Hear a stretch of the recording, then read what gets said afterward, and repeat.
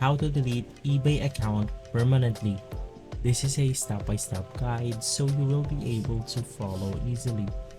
Now you want to open up the eBay website right here, and once inside you want to click on the help and contact.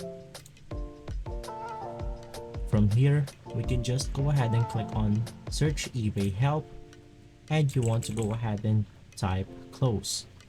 Click on the article about closing your account.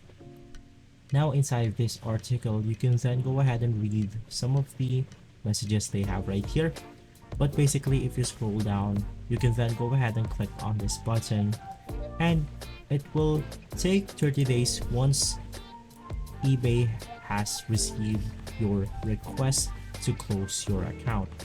So you have to keep that in mind. So guys, if this video has been helpful for you, please consider by liking and subscribing. I'll make sure to see you again next time. And as always, thank you.